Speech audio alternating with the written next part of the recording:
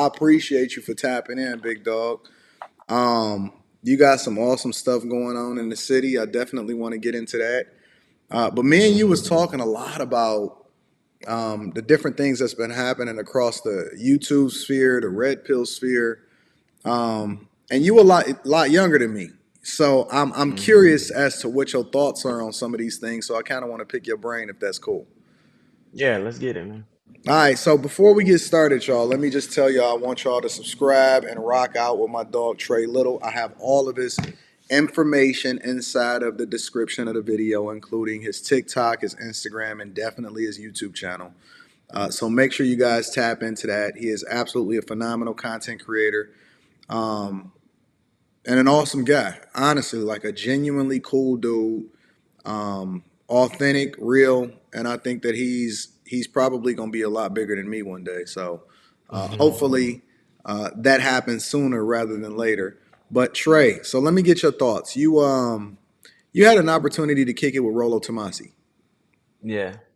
What did you think about it when you kicked it with him? So like I was watching his videos for a minute and then I flew out to Vegas. We did a podcast, had all the girls come in and we did this big panel. And it was the first Okay. time I ever did it. So I was like, okay, I was a little nervous. I'm like, man, I don't know First how time this you ever gonna did a go. panel? Yeah, and I'll say one thing I liked was a lot of the guys like you see in their 40s and 50s, they all jacked, like successful. Some of them married, some of them like at the peak of their career. So it's like, dang, I haven't seen a lot of guys like this. You know what I mean? And Mm-hmm. at that age, just really like looking good, man, like clean and all that. So it was motivational to me to be like, okay, here's some guys I could look up to. And then like I was actually shocked because I'm like, yo, these guys in person, they actually humble. Like it's chill, it's down to earth, right? So me and Rolo, we started talking. He was like real cool, and it was like, dang, this guy, genuine guy, right? Mm-hmm. And we connected. So yeah, That's dope. So I thought it was Rolo, gonna be this major thing. I thought it was gonna be like this. I don't know. You know how it is when you watch somebody and you see him, and it's like, oh wow, this is actually just chill. Like it yeah, ain't really nothing yeah, like crazy or special. yeah. That's dope. So he recently was on, or he made a cameo appearance on Fresh and Fit, as a result of what it is that he posted on Twitter, as far as Hmm. younger guys, I guess quickly, and you can correct me if I'm off on anything, but younger guys more quickly becoming high value men. And one of the things that he talked about was getting a vasectomy. What did you think about that? So for me, like one of my goals was always like breaking that cycle of not having my dad. Like my dad was shot and killed when I was 4, so it was like, Mhm. okay, I want to one day leave a legacy, have a family, and give what I didn't have. So it's like, dang, I always had dreams and goals of like raising as many kids ethically and sustainably as I could. So when I seen that, I was kind of like, dang, usually I'd be like, okay, bet I see what you're saying, and I agree, I agree. But that one I was wrestling with. So I text him like, man, like what's going on? So I think one of the things for me was like, what does this mean? And like, what's the bigger conversation? What's the solution? And I'm like, okay, I see when it comes to custody battles and what people are going through now, even if you do have kids and you lose that custody battle, it can go wrong. So if I went through that, then will my legacy continue, right? So I went through a lot of stuff that I'm slowly like talking about online, but when I seen it, like, man, it's really hard to do what I thought I would be able to do in these dreams that I had as raising like kids and stuff. Like it's really extremely hard in today's climate. So I'm looking for more like what are the solutions to it? So it was this quick little statement, but I'm like, man, what's these solutions? So ever since that, I've been asking myself and asking other people. And I think it'd be a good thing you could talk about, like, what solutions of you being a family man yourself Mhm. and talking a lot about that. Because that's what I look for. Like, what's the solutions for young men to figure this out? You know, the interesting thing about it is, I think that is person specific, right? And so when I say person Mm, specific, I would say it depends on how visible you are, what mm, your trajectory is going to be as far as what success looks like, and mm-hmm, then the people that you surround yourself with, right? And I think that that's the context that goes into it. So let me start off by saying that I believe that is more expensive than ever to raise a kid. Um, mm-hmm, and it's just becoming more expensive, right?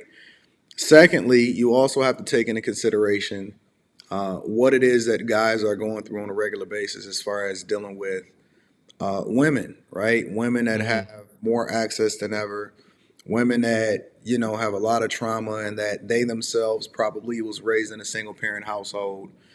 Um, Mm-hmm. it's very difficult to get a woman to look at a guy as a husband versus looking at him as a partner, which I think that when they look at you as a partner, they look at you like they're your equal versus Mm-hmm. looking at you as a traditional role and a wife and a husband, right? So, we have a lot of data and statistics to say that, kids that are raised in two parent households they have an infinitely better chance of being successful than a kid that is raised in a single parent household with just a mother, right?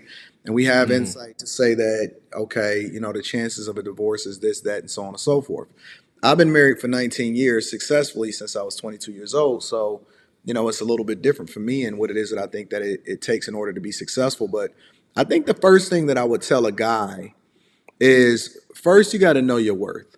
Like, you got to Mm-hmm. understand that how you look at success or how you look at women today, based off of the current state that you're in, is Mm-hmm. going to be much different than how you look at women in your 30s, 40s, 50s, and 60s because your earning potential goes up significantly and you won't even be at the top of your earning bracket until you in your late 50s, early 60s, right? And Mm-hmm. so when her values continue to go down, when your value continue to go up, and we often refer to that as a sexual marketplace value, right? The value of a woman is at her peak from the things that men look for in women, usually in her 20s, versus what a woman looks for in a man in provision and protection. His peak is not until he get his 50s and his 60s. Mm-hmm. Your trajectory is doing like this and hers is doing like that. So Yeah. when you take that into consideration, and somebody like you that is continuing to expand and blow up on TikTok, you're gonna be super successful. You buying the block back, and we're gonna get into that in a minute. I think that the first solution is to determine A, to know your worth. B, you got to Mm-hmm. figure out even if you want kids.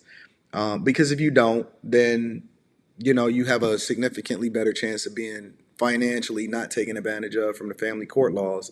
But then Mm-hmm. C, the person that you would want to align with, because I think that it's a difference between being married or being in a relationship and being successfully married, is Yeah. usually the person that you already know, you grew up with them, they in your network, they value you based off of not what it is that they can get out of you or dating or finding you on an app or finding you on TikTok, but based off of the fact that they knew you before you got big and famous. And those are usually the women that you would want to marry and have kids with, and the women that don't have a lot of bodies.